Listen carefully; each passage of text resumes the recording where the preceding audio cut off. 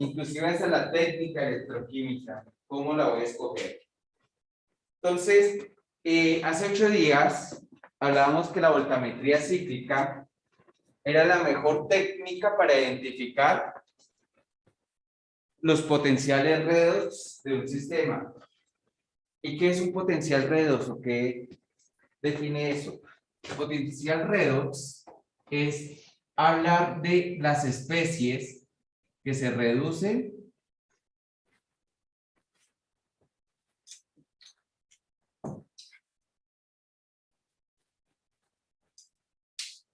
o que se oxidan.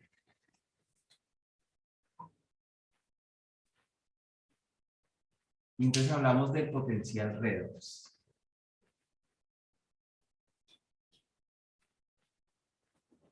Las especies que se reducen o que se oxidan. ¿Listo? Y usualmente, aunque algunos lo hacen diferente, tenemos una gráfica que tiene más o menos esta forma. Nosotros tenemos que identificar el potencial positivo y el potencial negativo. Inclusive, estando a la derecha, entonces uno dice que el potencial de oxidación es el más a la derecha.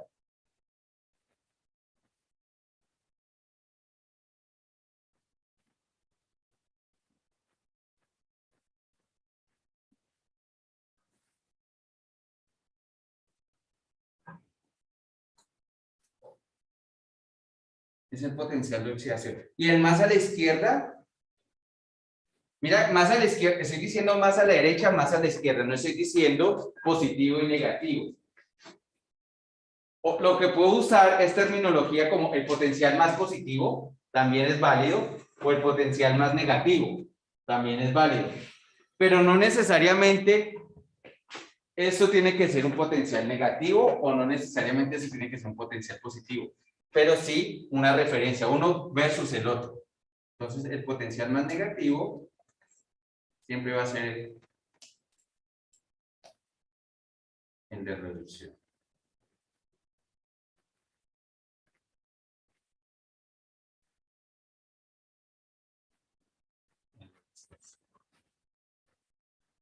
Bueno, ¿y esto para qué nos sirve? Resulta que cuando tenemos un sistema redox como el que se ve ahí, nosotros podemos hablar del potencial estándar. El potencial estándar es aproximadamente la semisuma de esos potenciales de pico, y este es de la derecha, el de la derecha yo lo llamo pico anódico.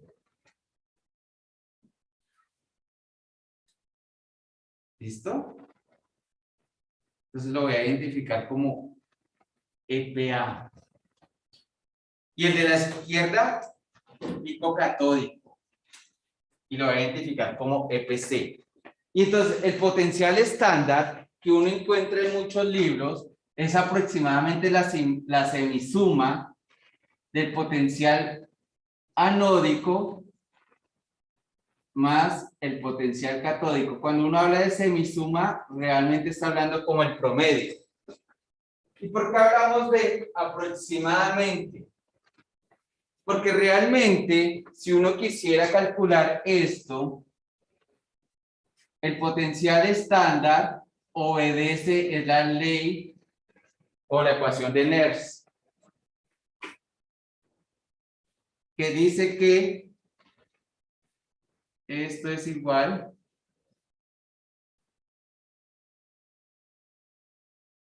de la actividad de la especie oxidada sobre la especie reducida. Realmente el potencial aplicado es igual al potencial estándar más RT, NF, el logaritmo natural de la actividad de la especie oxidada sobre la especie reducida. Pero las actividades son muy difíciles. No sé si alguno recuerda que esa actividad, por allá Viviana, ¿te acuerdas que esa actividad? ¿Está Viviana? Sí, aquí estoy. Esa actividad. Es la interacción entre los iones, dependiendo de la concentración, pues como en resumen. Es como la verdad, es cómo interaccionan esos iones.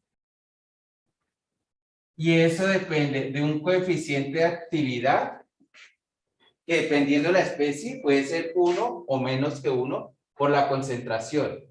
Este gamma, que se llama coeficiente de actividad, me dice qué tan activo es un ion. Resulta que los iones pequeños son muy activos, los iones grandes son menos activos.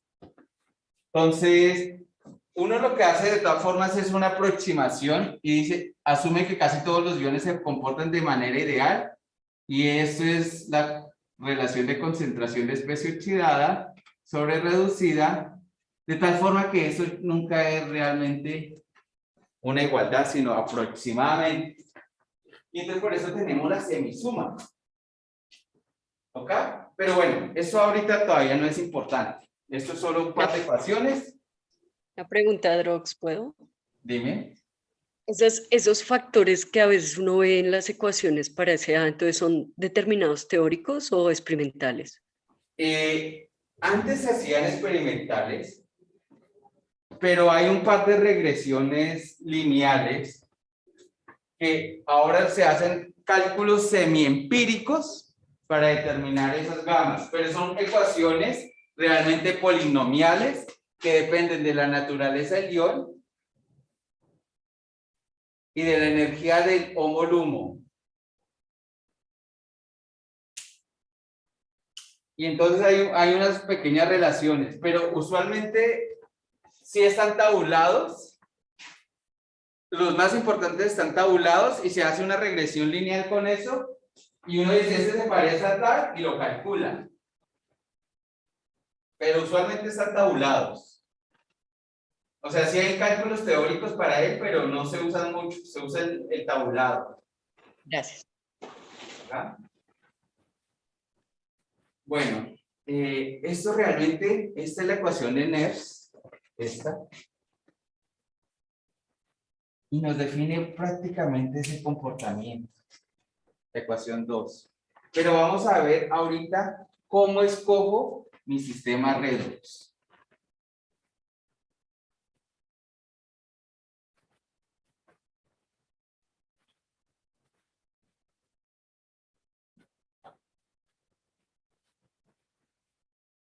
¿Cómo escojo?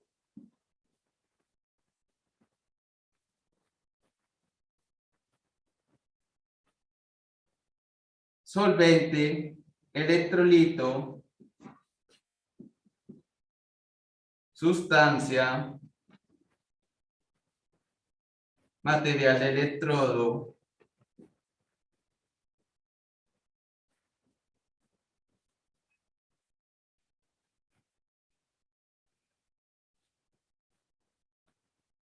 ¿listo? Vamos a resolver todo esto solo escogiendo mi sistema redox.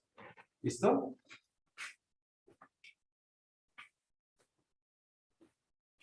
Entonces, acá viene otra definición bastante importante. Y es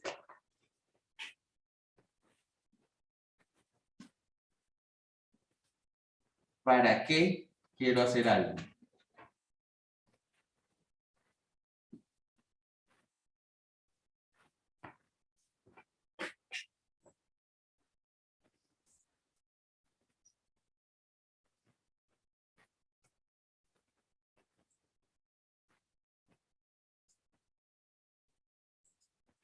Vanessa, Sí, ¿qué estás estudiando tú? ¿qué estoy estudiando yo? Sí, como sistema electroquímico. Mm, no sé. No, mentiras, pues. ¿Qué estás determinando? eh, Estoy viendo la respuesta pues, en términos de corriente, no sé, en respuesta a una concentración definida de la interacción de bismuto y aluminio. No sé eso cómo se ha interpretado. ¿Para qué Exacto. quieres estudiar el sistema bismuto-aluminio? Pues para poder determinar la concentración del aluminio. Eso, esa es la pregunta básica. ¿Qué Ok. quieres hacer? Entonces, yo quiero determinar aluminio. Esto es importante. La primera pregunta es, ¿qué quiero determinar y para qué? ¿Por qué el para qué? Porque ese para qué me va a definir el orden de concentraciones que debo trabajar. No es lo mismo determinar aluminio, por ejemplo, en materiales galvanizados para una construcción, que determinar aluminio en suelo, porque el orden de concentración es diferente. No es lo mismo determinar aluminio para un estudio de picking, un estudio de corrosión, que determinar aluminio para determinar el crecimiento o no de una planta. No es lo mismo determinar aluminio en X o Y circunstancia, y entonces esto me va a definir mucho el para qué me va a definir mucho el orden de concentración y en dónde lo voy a usar. Por eso es importante. ¿Listo? Entonces, no es lo mismo si voy a estudiar, por ejemplo, aluminio en una célula, que aluminio en el suelo, que aluminio que sea de un agua contaminada. Entonces, ese orden de magnitud me va a definir mucho el sistema.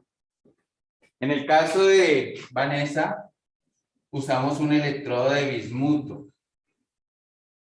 ¿Por qué? Porque el orden de concentración que ella precisa un electrodo diferente. Electrodos de bismuto no vende, son caros. Pero se puede fabricar. Vamos a ver cómo se fabrican los electrodos de bismuto. ¿Listo? Entonces veamos las definiciones y vamos a empezar a entender cómo escoger el sistema redes de trabajo.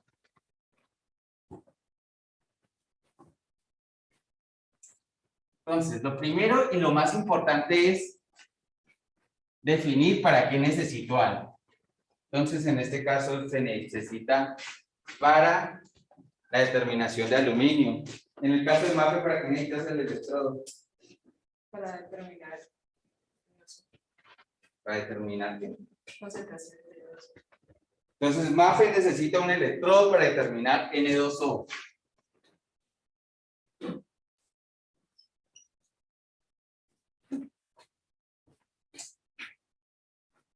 Gas, no disuelto. Es importante. Es diferente. Viviana, ¿para qué tú necesitas tus electrodos? Para determinar COVID. Para determinar COVID. Bueno, proteína de COVID, pues.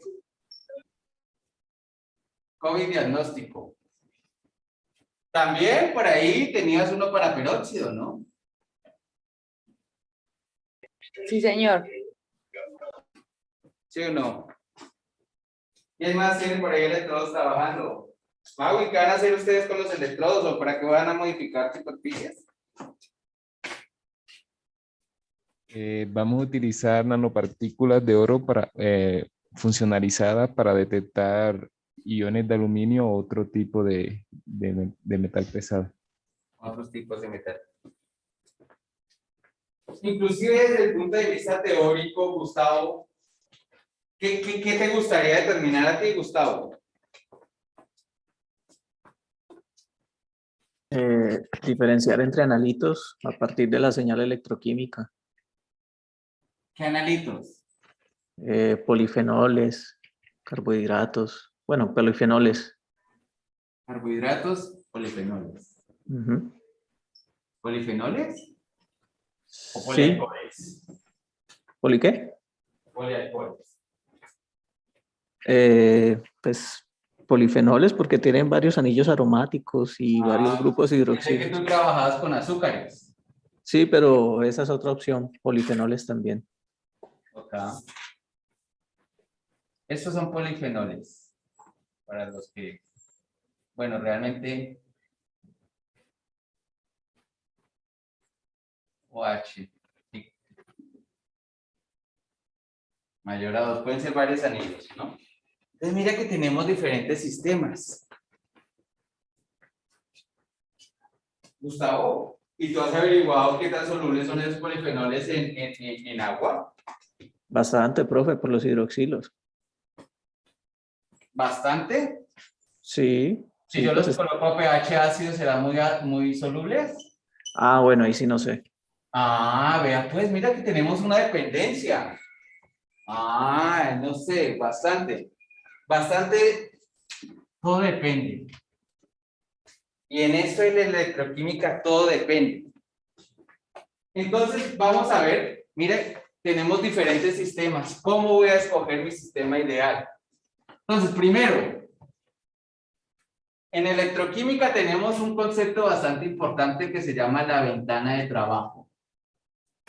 Esta ventana, ¿cierto? Que es en donde se oxida o se reduce el sistema solvente electrolito,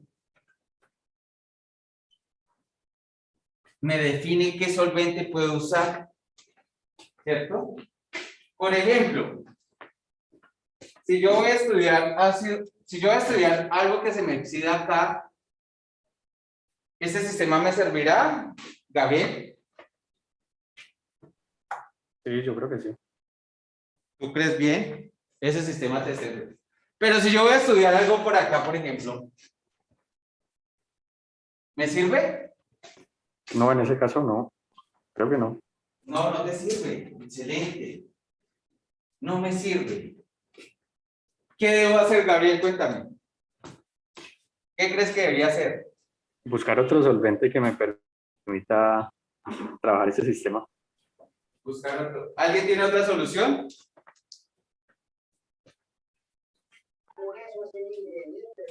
¿Sugerencia? Cambiar la ventana. Cambiar la ventana. ¿Cómo cambiar la ventana? Con solvente electrolito.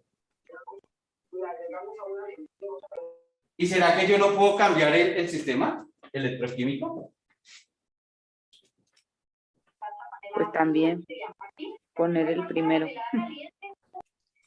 Yo puedo hacer que esto se mueva. Ejemplo.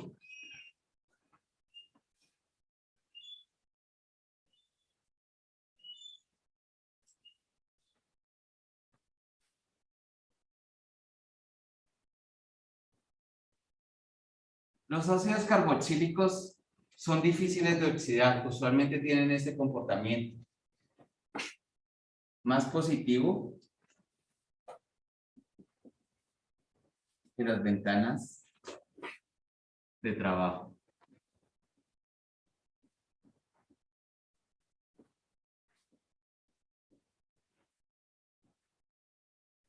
¿Qué puedo hacer para mover esos ácidos hacia la ventana de trabajo?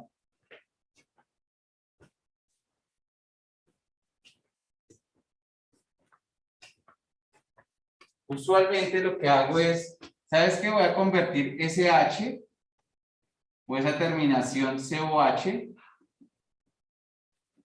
que tengo en una terminación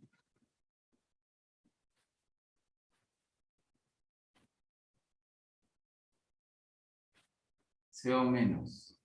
Y bueno, y los que son químicos o han estudiado algo de química, ¿qué harían? Cambiar el pH. Cambiamos el pH si estamos trabajando en agua. La definición de pH solo es para agua. Puedo reaccionar con una sal, poner una sal. ¿Una sal? ¿Qué tipo de sal? Pues ese mismo, pero en vez de un H o un Na o un K. Colocar esto en presencia de una base. No cambiar el pH. Una base cualquiera me extrae ese protón. Lo que pasa es que hay que entender que el término pH solo aplica si hay agua. Si no hay agua, eso no se llama pH. ¿Ok? Listo. Entonces mire que hacemos una reacción química que usualmente se simboliza con la letra C para tener un sistema. Y mire, pasamos del verdecito de acá al verdecito de acá. Y qué chévere porque ahora ya puedo trabajar. Esta reacción después lo que hace es una cosa que se llama una reacción Colbe, que no vamos a entrar ahorita en los detalles. Pero mire que entonces yo puedo modular. La respuesta que dio Gabriel, la primera, es lo que más frecuentemente se hace, ampliar la ventana. ¿Cómo se amplía la ventana? Pues cambiando el solvente. Usualmente cuando tenemos agua, la ventana de trabajo del agua usualmente es menos 1,5 a 1,5, dependiendo del pH. Ahí sí depende del pH.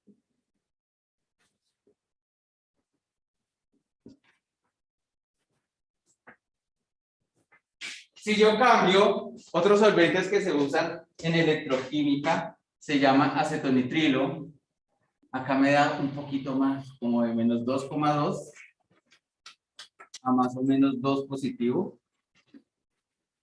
Mira que uso como porque es español. Y acá, esa es la ventana de trabajo. Dependiendo del solvente. Usualmente para solventes orgánicos se usan electrolitos no polares. Tengo también diclorometano como solvente, tengo DMSO, tengo una infinidad de solventes. Diclorometano, dimetilformamida. Inconveniente de estos dos es que se evaporan muy rápido, pero tienen ventanas muy buenas de trabajo.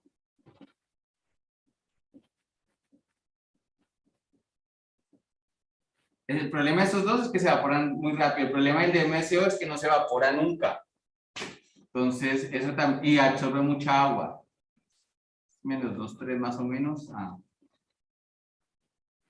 2,5 también. Entonces, mire, tengo diferentes opciones. Entonces, todo depende del sistema que vaya a trabajar. Y también depende del mecanismo. Entonces, Gustavo nombraba los polifenoles.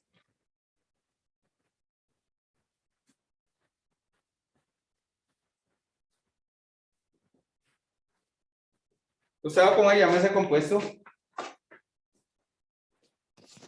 ¿Es el silol? ¿Cómo se llama ese compuesto alguien?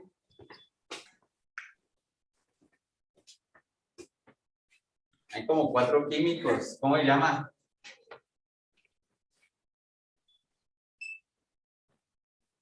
Hay una ayuda. Gabriel, ¿cómo se llama ese compuesto?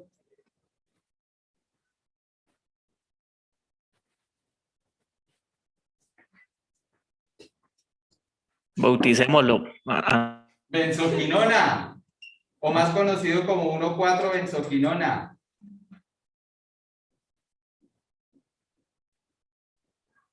Entonces, si hace la reducción de la benzoquinona, que uno lo representa solo como la Q, en agua, el de una se reduce en un solo paso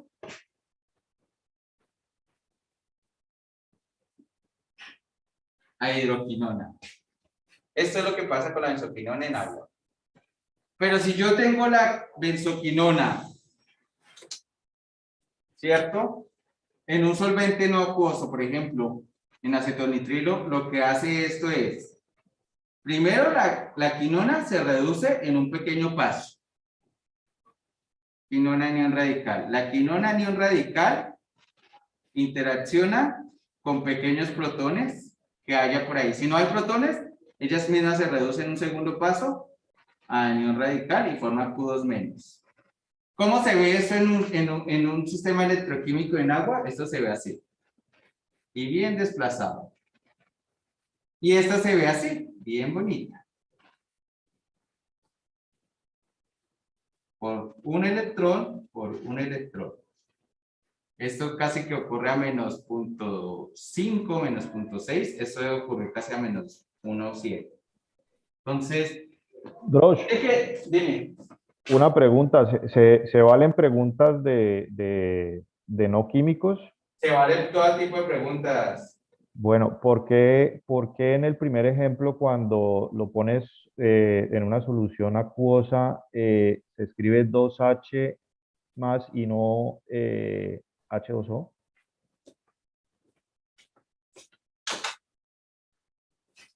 Resulta, la pregunta es muy válida.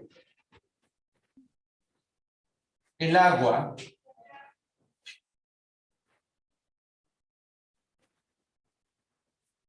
tú puedes escribirla de las dos formas. El agua hace una reacción que se llama una reacción de disproporción.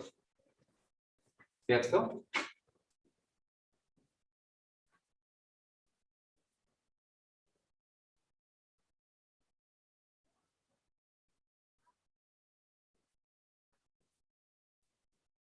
Él hace esto.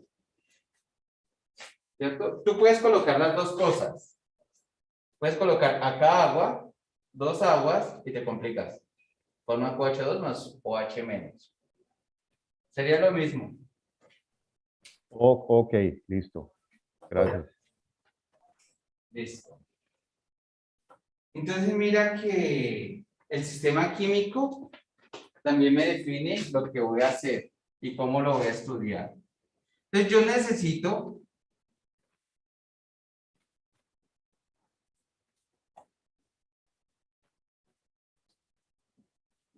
saber el para qué.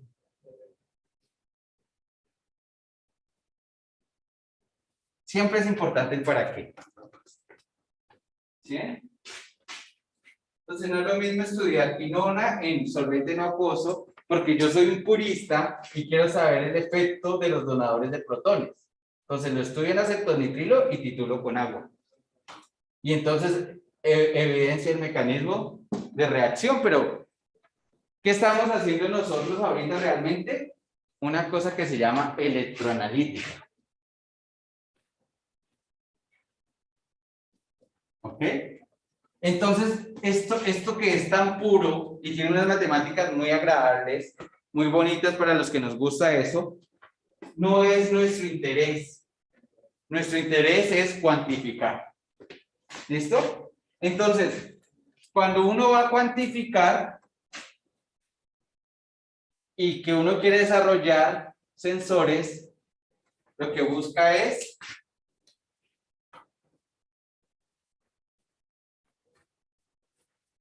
lo más barato. ¿Cuál es el solvente más barato y solvente universal? Agua, ¿no? Entonces yo quiero trabajar en agua. Y si no tengo agua, está más barato. Entonces, el sensor de N2O, que es un sensor que se está desarrollando, es en forma gaseosa.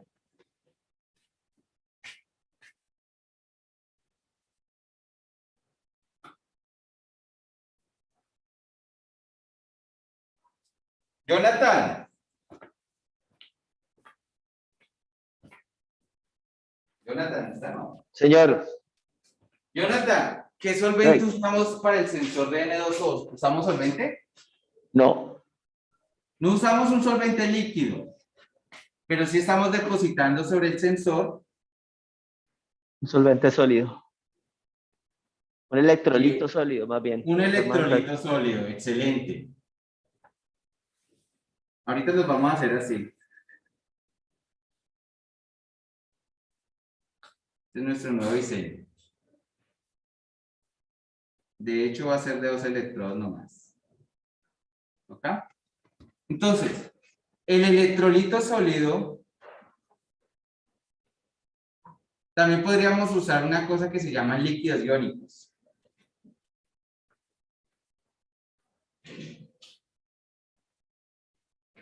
Estos dos, para qué se usan?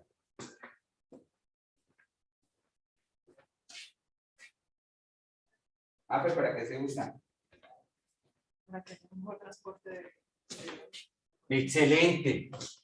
¿Recuerdan hace 8 días que vimos que el flujo es igual al flujo convexo más el flujo de migración más el flujo de difusión? ¿El flujo convexo cómo lo eliminaba? Uy. ¿Cómo eliminabas el flujo convexo? Era no calentar, no agitar, Exacto. no, mejor dicho, no perturbar mover. el sistema, no perturbar el Ah. sistema.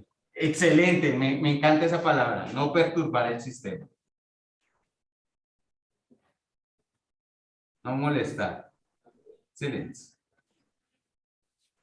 Listo, ahí no lo voy a molestar. El flujo de migración, lo que hacía yo era colocar electrolito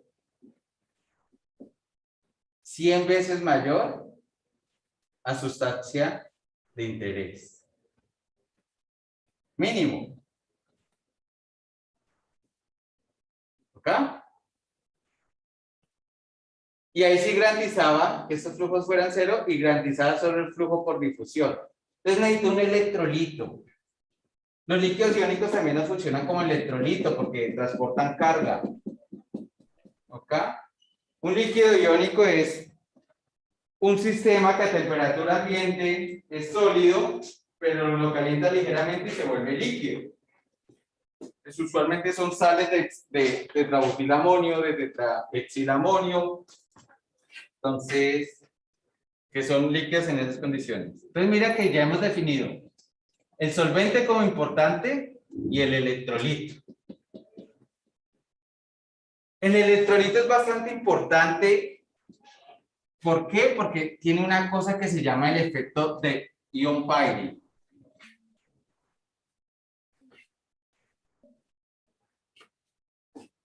El solvente, electrolito, ion pairing.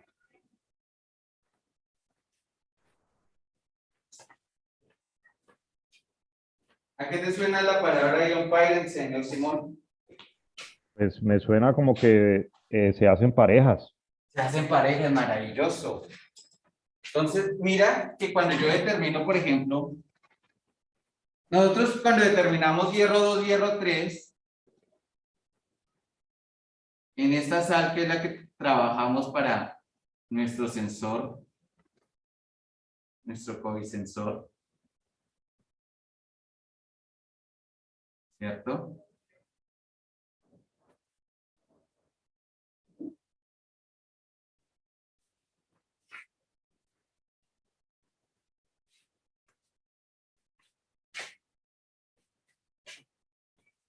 ¿A qué potenciales está ocurriendo este cambio?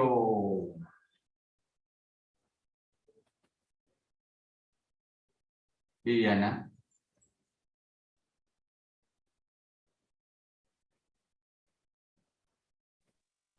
Está ocurriendo esa es en 0.13 y el otro en 0, no me acuerdo el otro. Gabriel. Es negativo, ¿no? Como 0.0 algo. Sí, 0.0, creo que 0.6. Bueno, Pero- dejemos así. Realmente eso está ocurriendo como la semisuma de esos, entonces más o menos debe estar ocurriendo a 0.0, a 0.10, digamos, volts. Entonces, Ese sería el potencial de el potencial realmente es abierto. la semisuma de los dos potenciales, el negativo y el positivo. Ese es donde aparece el pico, Simón, los dos picos. El No, es positivo. el promedio. El potencial estándar es el promedio Entre del los dos pico picos. anódico más el pico catódico. Sobre 2. Ya, listo. Pero no está relacionado con el OCP. No. Bien. No, porque el OCP es para la FRA, para LEIS. No, el OCP es para todo el sistema electroquímico. Ahorita vamos a ver qué es el OCP. Entonces, eso ocurre a punto 10 volts. ¿Qué electrolito usas, Viviana? Yo he utilizado para el ferry, he utilizado PBS y también hemos utilizado buffer fosfato y hemos utilizado ácido sulfúrico. En ácido sulfúrico te debe dar diferente. En todos da diferente. En todos O da sea, diferente. hasta en ¿Por qué va a buffer dar fosfato. diferente si es la misma especie? ¿Por qué da diferente si es la misma especie? Por el pH, Estoy cambiando la migración. cambiando la actividad química. Bueno, es un medio diferente. ¿Qué lo hace diferente?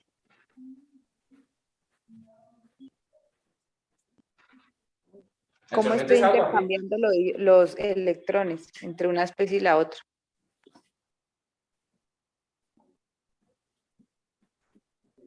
¿Qué estoy cambiando?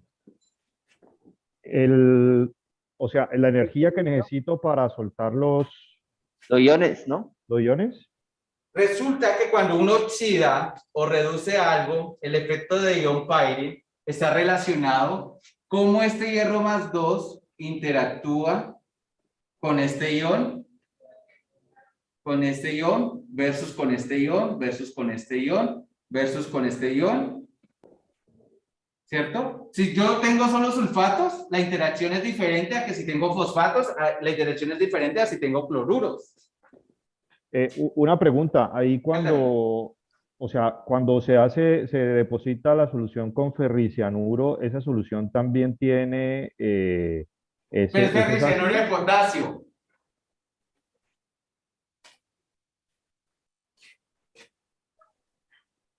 El potasio interactúa con la parte negativa. Es ferricianuro, no, es que este hierro está como... Ok, el hierro de acá interno interacciona con los iones negativos. mi pregunta, todo el ion, que es 4 menos, en este caso, interacciona con los cationes. Dame un segundito. Es que es un poquito más básica, o sea, cuando estamos hablando del ferricianuro, eso es porque no solo hay ferricianuro, sino también hay un ácido allí en la solución. No. Usualmente tú tienes el ferricianuro de potasio.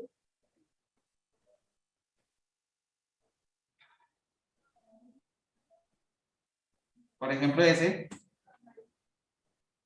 Este es el sólido. Sí. Cuando lo disuelves, se te vuelve estos iones. Sí. ¿Listo? Cuando lo disuelvo en agua. Si lo disuelvo solo en agua. Solo agua. Tienes estos iones.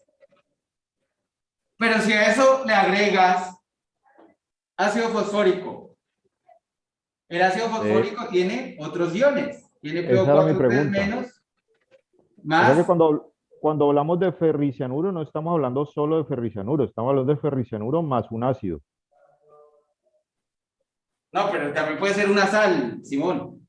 Ya, listo. O sea, estamos hablando de que el ferricianuro no es solo ferricianuro, es ferricianuro más otro Más otros compuesto. iones. Ya, más otros iones. Listo, ok. ¿Listo? Estos iones cambian la naturaleza. Eso se llama un proceso de transferencia de electrón interno y externo. O eso es más conocido como procesos de transferencia interna y externa. Entonces, cuando uno habla de procesos de transferencia de esfera externa, habla de la naturaleza y el cambio de las interacciones con los iones. Entonces, vamos a ver una cosa que se llama transferencia de electrón. Transferencia de electrón. Cuando uno habla de esfera externa, solo cambia interacciones con el solvente y con el electrolito. Eso tiene una energía asociada. Por ejemplo, los que corren cálculos. No es lo mismo que corran cálculo en agua que corran cálculo en acetonitrilo. O si, señorita Isabel. o que corras agua en el vacío? No, no es lo mismo. ¿Por qué no es lo mismo? Buena pregunta. Pero siempre he sabido que no es lo mismo. ¿Por qué no es lo mismo, Gustavo?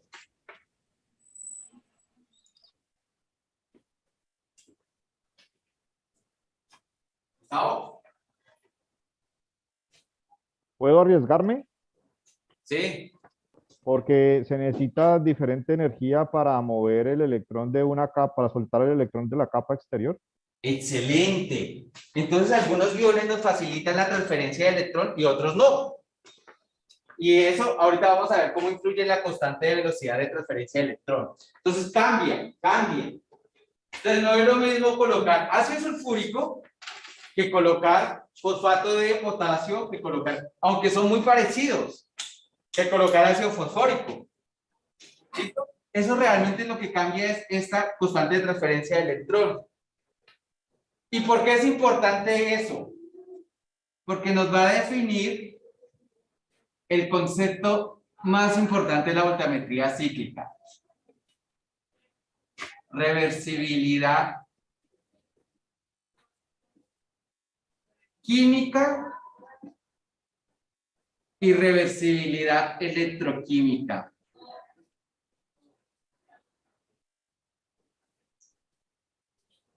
Electroquímica. Entonces, ¿qué es algo reversible químicamente en electroquímica?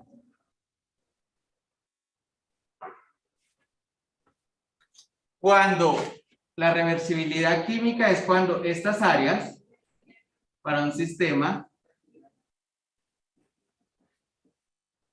hay gente que solo la aproxima a la corriente, pero realmente el área de la corriente de pico anódico sobre el área de la corriente de pico catódico es aproximadamente 1. Hablamos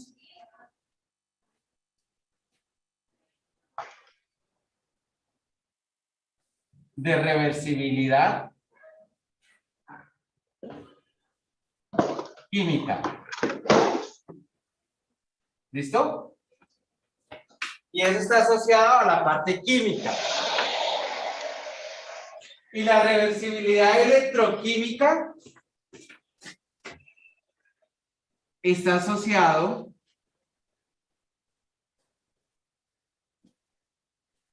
a la velocidad de transferencia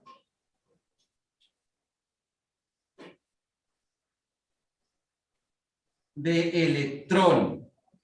Entonces, algo es reversible electroquímicamente cuando el delta de corrientes de potencial pico anódico, pico catódico sobre N es aproximadamente 59 milivolts sobre N.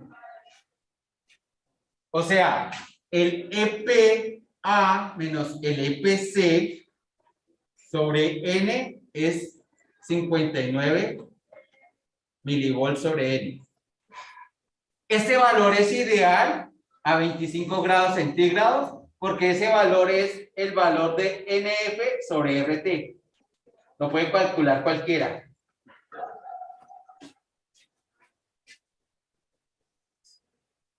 Cuando NF sobre RT da 59 milivolts, estamos en un sistema ideal. ¿Qué nos pasa con los leaks? T es temperatura. T es temperatura. R. En Kelvin. Ya.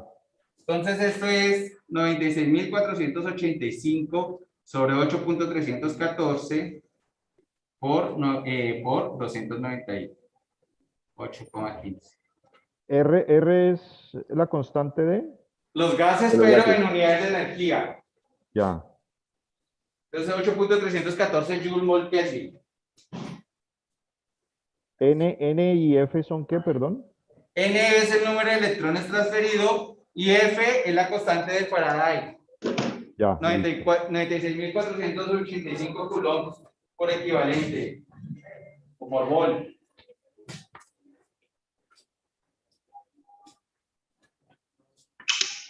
Y en este caso, pero entonces en este caso n no es una constante, ahí que N es una constante de 1. Lo 1, que pasa es que ok, después uno divide entre la cantidad de electrones requeridos. ya, listo. ¿Listo? Sí. ¿Sí te da? Ok, ¿qué pasa con los leads?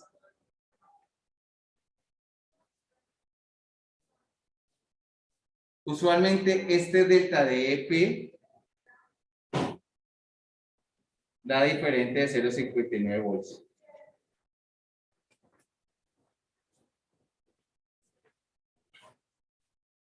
¿Qué pasa con un electrodo de glass y carbón?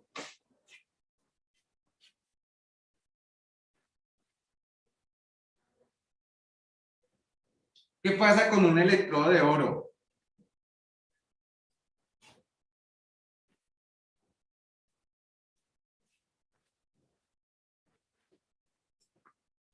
Ok, si ese es un valor ideal, ¿por qué nunca nos da 59 milivolts por década? O por experimento. Gabriel, ¿por qué crees?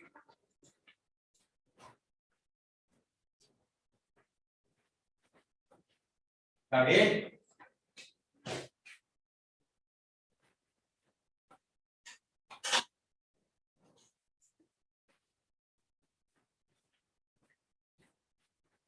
No, pero Adivina por qué. yo tengo Dime, entendido que Jonathan. en el de Glass y Carbon sí da totalmente reversible, ¿no? No. Si alguien te muestra eso, no le creas. Porque yo lo que iba a decir era por la superficie que se presenta, pero como todos están, todo es lo mismo, ahí lo que sería es, pues, porque no es totalmente ideal, porque siempre hay unos Exacto, defectos porque de no es superficie. ideal. Esa es la respuesta, Jonathan. Para un sistema que sea completamente ideal, la verdad, tienen que pasar muchos factores. Por ejemplo, que el coeficiente de difusión de la especie oxidada y la especie reducida sea igual. Pero nosotros vimos ahorita que cambiaba la cantidad de iones para una especie. O sea, vimos que había una transferencia de electrón, por ejemplo, si yo tengo el hierro más 2.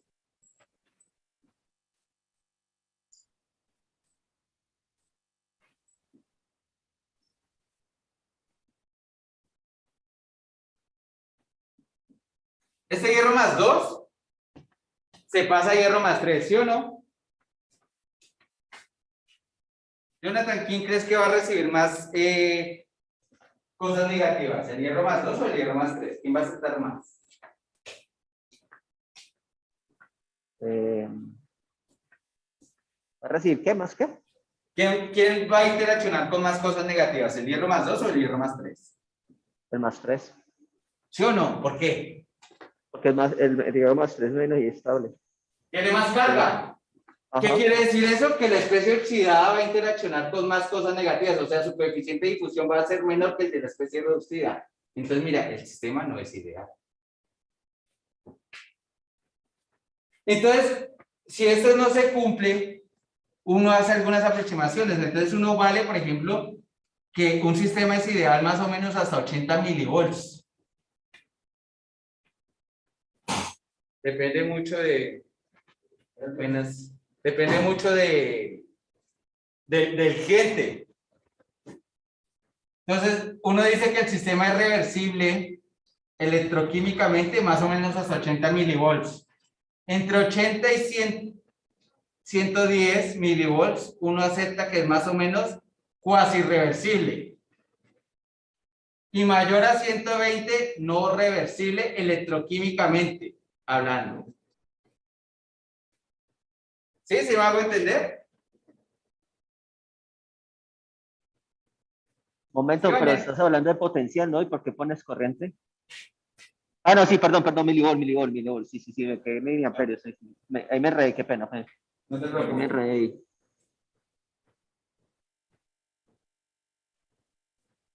Ah, bueno, sí, ya recuerdo eso. O sea, en este caso estamos hablando de 59 milivolts, ¿cierto?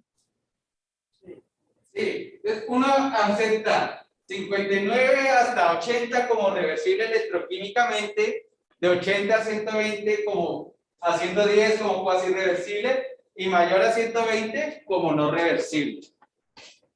El criterio depende del investigador. Ustedes van a encontrar gente que dice 150 milivolts de diferencia y habla de reversibilidad electroquímica. No le crea. No le crea, ese es mentiroso. Entonces, por eso también es importante saber leer los artículos. ¿Ok? ¿Preguntas, Viviana?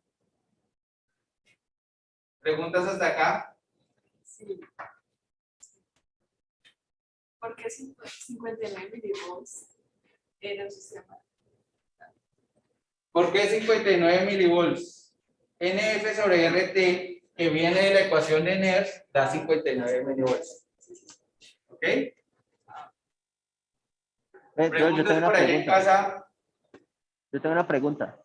Pero Cuéntame. vos hablas que el N era constante, pero el N no varía acorde a la reacción, pues dependiendo del número de electrones que se transfieren, ¿no? ¿No es así?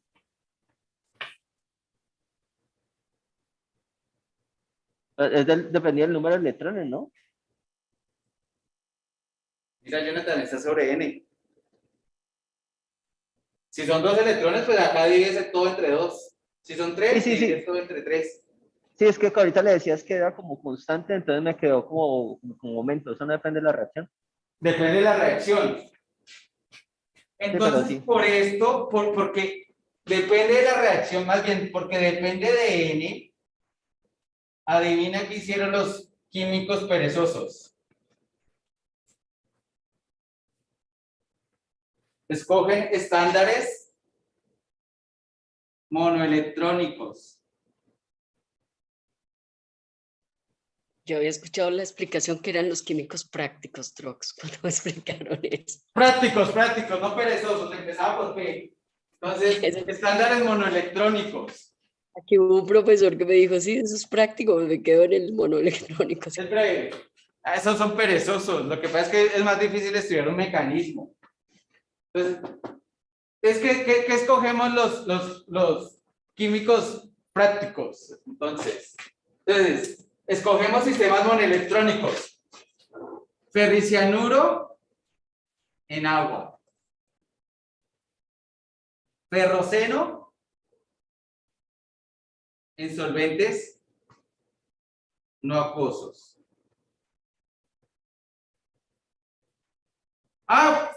Si tiene más plata, en lugar de hierro coloque rutenio. Entonces coloca glutaceno o hexacianoferrato de hexacianogluteno. Todo depende de cuánta plata tengas. Este es mucho más ideal, se comporta mucho más bonito. Y el glutaceno también. Nosotros trabajamos con ferroceno. ¿Acá? ¿Sí, Jonathan? Hey, Dora. Listo. Entonces, mire que ya hemos escogido solvente para modular. Electrolito también para que nos ayude con el efecto de Dion-Pyle. Entonces, el electrolito es tan importante que se escogen electrolitos grandes.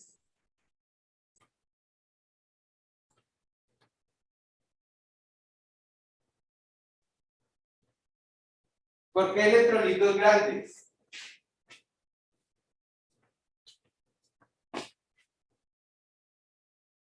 ¿Quién se mueve más?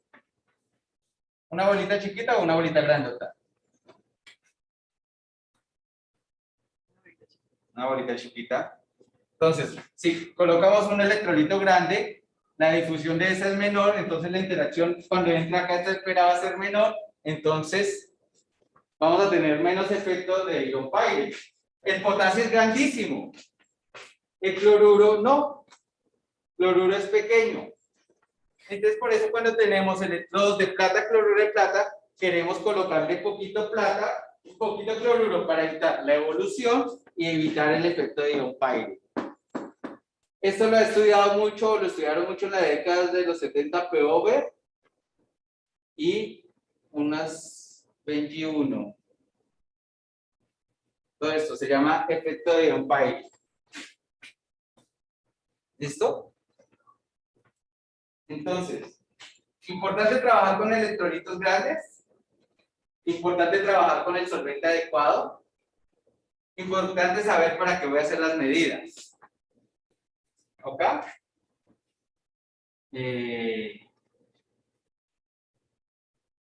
Ya sabemos que es reversibilidad química, que es la relación de estas áreas, reversibilidad electroquímica, que es la distancia entre estos picos.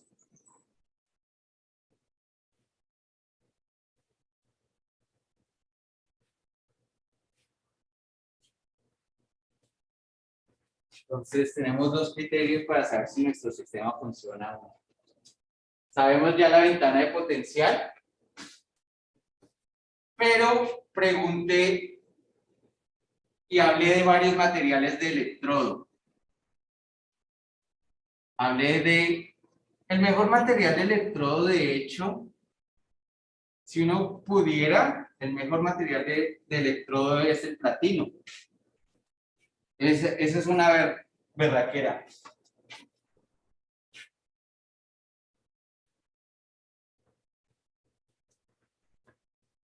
¿Por qué no usamos platino? Es carísimo. Después del platino, el segundo mejor. ¿Por qué no usamos paladio y oro? Son caros. Después hay un electrodo que es muy bueno. Cobre. ¿Por qué no usamos electrodos de cobre? ¿Más difíciles de construir? No, pues, Porque reaccionan con cualquier cosa. ¿ah? Porque son muy reactivos. Exacto. El problema con el cobre es que a pH ácidos, eso se disuelve. A pH ácidos o a potenciales muy positivos se disuelve. Ese es el problema con el cobre. Entonces, para algunas aplicaciones se usa cobre, pero el problema es que es muy reactivo. El electrodo, entonces, cuéntame. No se puede, digamos, proteger con algo. Digamos, Se puede hay proteger. De hecho, hay una protección que se llama protección anódica, que usas electrodos como mezcla de óxidos. Y funciona, pero igual si llega a permear, se termina deshaciendo el cobre. Pero sí se usa una oxidación del cobre para hacerlo mejor electrodo, que es el óxido de cobre. Entonces, todo esto igual lleva a una cosa importante. El electrodo debe ser inerte químicamente.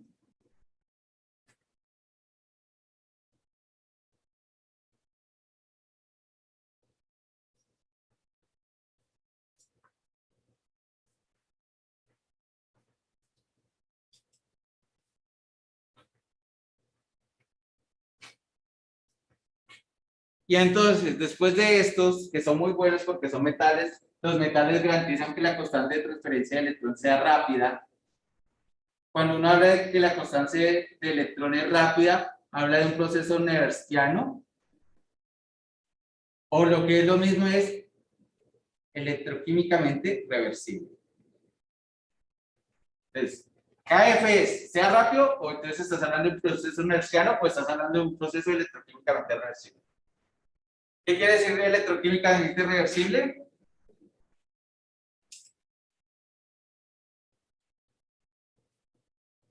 ¿Listo?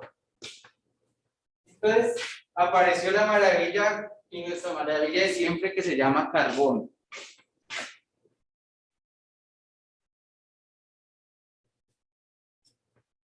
El carbón por sí es mal conductor, pero malísimo, con M de mucho, con M de un montón. Y entonces existen unos tratamientos que mejoran la conductividad del carbón. Drosh, una pregunta. Cuéntamelo.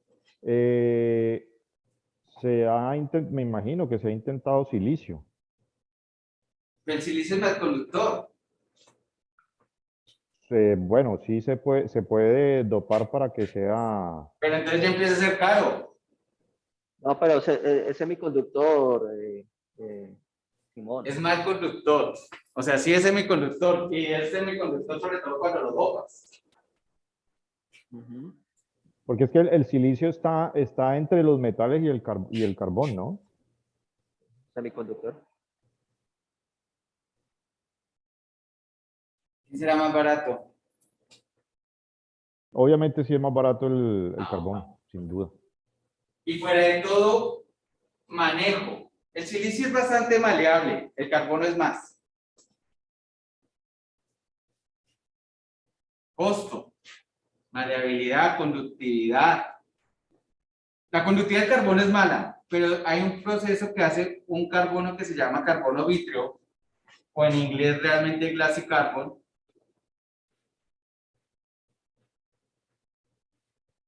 que mejora todas las propiedades de ductibilidad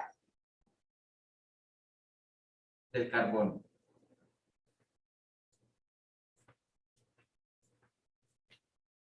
Okay. Y entonces el carbono se nos vuelve nuestro caballo de batalla. Es bueno probar, por ejemplo, si yo quiero evaluar la producción de hidrógeno y ver qué tan bueno es un material para producir celdas de combustible, eso no lo puedes hacer en carbono. Eso sí, obligatoriamente tiene que ser platino o paladio. Puede ser sobre carbono, pero tiene que ser platino o paladio. Y ahí sí, por ejemplo, todos los materiales, todos los carburos, todas estas cosas lo comparas versus el comportamiento de platino. Hay cosas de las que definitivamente no pueden reemplazar los metales preciosos. Pero para la mayoría de las aplicaciones, el carbón sirve. De hecho, hubo una época que se usaba una cosa que se llama pasta de carbono. ¿Alguien sabe qué es la pasta de carbono? ¿O a qué le suena la pasta de carbono? Pues puede ser lo que se utiliza para la fabricación de resistencias de película gruesa. ¿Me puedes ilustrar un poquito, Simón? Pues es como una tinta que se hace con carbono y se deposita sobre un sustrato de polímero para fabricar Ajá. resistencias. Sí, más o menos lo mismo. Acá tenemos un polvo de carbono y se combina con una cosa que se llama glucol o glugol, depende de donde lo consigas, que es un polímero como un pegante, y entonces haces una mezcla. Ujú. Y esa cosa se lo colocabas a una jeringa con un cable y tenías un electrodo de carbono modificado. Tú le podías colocar el reactivo que quisieras. Y entonces determinabas el estudio. Y para limpiar el electrodo, lo que hacías era bajar más el pistón de la jeringa y limpiabas el electrodo. Entonces, vamos a ver las tecnologías de los electrodos para explicar esto. ¿Listo? Bien. Entonces, electrodos. El mejor electrodo del mundo mundial de todo el tiempo, aparte del platino,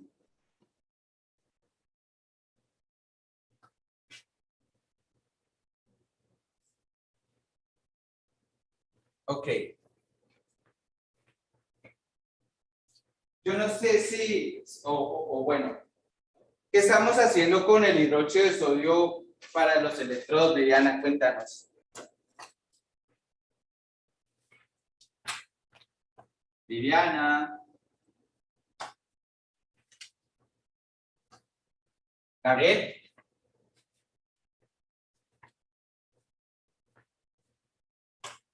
Gabriel.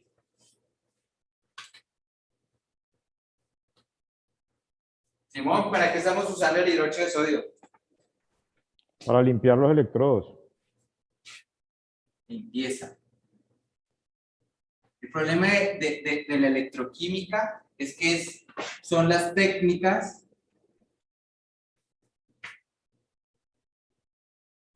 más sensibles que hay. Nada es más sensible que las técnicas electroquímicas. ¿Ok? Son tan sensibles que toca estar limpiando las superficies de los electrodos todo el tiempo.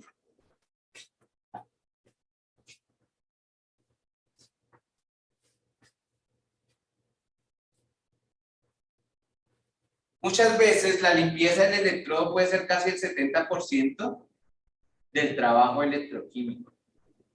Rox, ahí tengo yo una duda. Siempre Cuéntame. la tenía.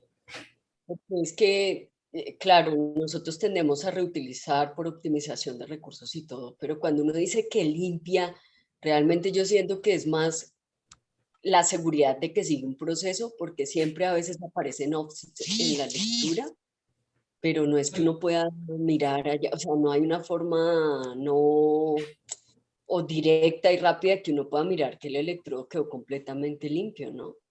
Este siempre ha sido los temas de discusión cuando uno analiza datos.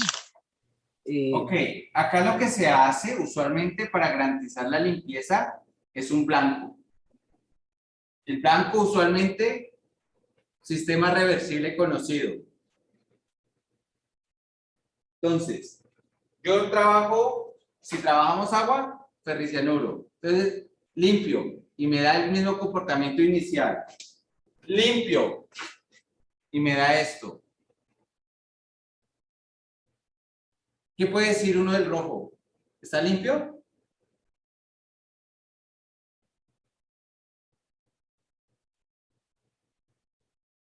No, tú ya tienes patronizado un comportamiento. O algo cambió en el electrodo, porque puede que esté limpio, pero el electrodo le hayas cambiado el área o esté una pelucita ahí o algo, pero algo cambió.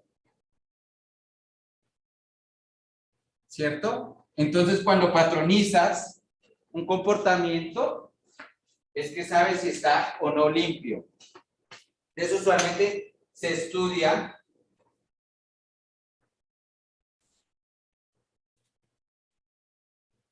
esa limpieza con un patrón. Sí, la mejor forma sería que uno pudiera ver, tomar una microscopía de la superficie y ver si la superficie es la misma. Sería muy costoso.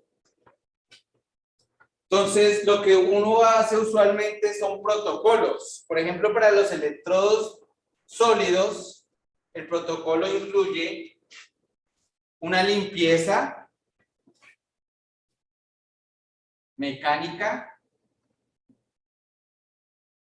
con un abrasivo. El abrasivo puede ser alúmina o polvo de diamante. Usualmente menor a una micra.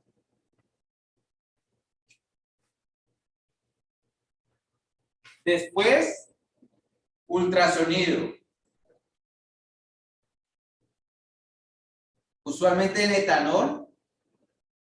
¿Por qué? Por todo lo de la cavitación. Entonces se generan burbujas sobre la superficie. Esas burbujas implotan, limpian lo que hay de excesos de esto. Y por último, un secado para garantizar que la superficie quedó libre de solventes. Entonces, usualmente usas esas rutinas para garantizar que se limpia un electrodo. Esto lo usas para todos los metales.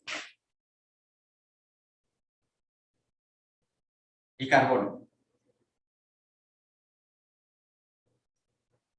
Pero antes de esto, había una tecnología que era tan hermosa para trabajar, tan espectacular, que se llamaba polarografía. ¿Alguien recuerda la polarografía? ¿Y qué era? ¿Nadie? ¿Alguna vez habían escuchado eso? En todos los libros cuando ven el capítulo general de química, les deben hablar de polarografía. Viviana, pues.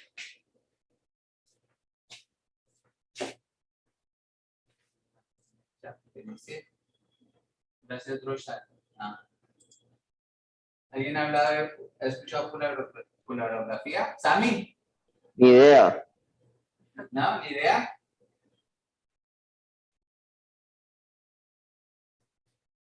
Resulta que antes había una técnica electroquímica que era espectacular, que era con mercurio.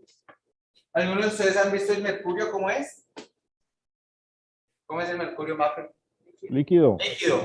Eso era maravilloso. Entonces, el mercurio era líquido. Entonces se colocaba en un capilar y se formaba una gota en ese capilar. Y entonces hacías todas las reacciones que necesitabas. Todas. Y después dejabas caer la gota. Y dejabas que creciera otra gota. Y tenías un electrodo nuevo. Y entonces no tenías que limpiar. Solo dejabas caer la gota. Pero hay gente que dice que eso contaminaba. Entonces, como contamina, tocó mudarnos. Pero estas técnicas eran maravillosas. Las técnicas más sensibles que han habido son las técnicas polarográficas. ¿Cómo se veía eso? Usualmente, por ejemplo, un CV, uno veía el CV así. ¿Por qué? Porque estaba creciendo la gota y estaba cayendo y estaba creciendo y estaba cayendo. Pero cuando uno limpiaba la señal, tenía señales muy limpias. O cuando deconvolucionaba, uno podía identificar picos en trazas. Inclusive desde la voltametría cíclica, que es la técnica menos sensible. Entonces, eso era espectacular. Pero contamina. Entonces, técnicas verdes. Y esa es la ventaja de la electroquímica, es una técnica verde. Entonces, técnicas verdes nos implicó meternos con metales. Pero, por ejemplo, para diagnóstico, ¿cómo le vamos a enseñar a un paciente a limpiar un electrodo de carbono y que tiene que pulirlo 10 minutos, colocarlo en un ultrasonido, bañarlo en etanol, ponerlo a secar? Imposible, ¿no? Entonces hay otra tecnología que se llaman electrodos descartables.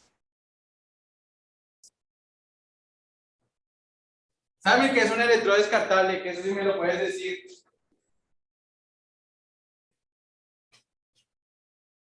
Sami. Tiene un solo uso y ya se descarta. Ya se desecha. Maravilloso. Un solo uso. Usualmente nosotros lo usamos más de una vez porque pues queremos optimizar, pero un electrodo descartable es para un solo uso. Listo. Con eso nos economizamos. Limpieza. Estamos viendo que realmente algunas veces tenemos que limpiar, pero realmente si el electrodo ya está listo, el electrodo es para una sola vez. Se usan electrodos descartables, por ejemplo, para enfermedades. Por ejemplo, el sensor de glucosa usa un electrodo descartable que tiene glucosa oxidorreductasa que determina peróxido. Y así. Entonces, mire la tecnología de los electrodos, ¿a dónde nos lleva? Depende si voy a hacer un estudio de campo o un estudio en el laboratorio. Para estudiar en el laboratorio, usualmente empezamos con electrodos metálicos y después los llevamos a la tecnología a descartables. Hoy en día se hace esto mucho. ¿Cierto? Entonces, un electrodo que nos permita cierto análisis. ¿Listo? No sé si tengan preguntas hasta ahí.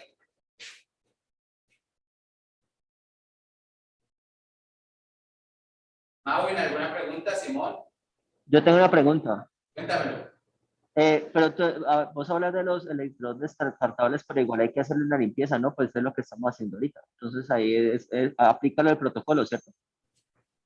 Es diferente, porque es que nosotros vamos a hacer una limpieza para modificar. Pero cuando el usuario final va a recibir el electrodo, el usuario final no hace limpieza. El usuario final solo va a usar el electrodo con un protocolo. Es una cosa diferente hacer una limpieza para modificar que hacer una limpieza para estudiar. Acá, nosotros hacemos siempre esa limpieza para hacer un estudio.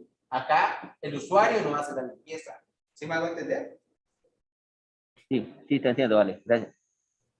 ¿Alguna otra pregunta?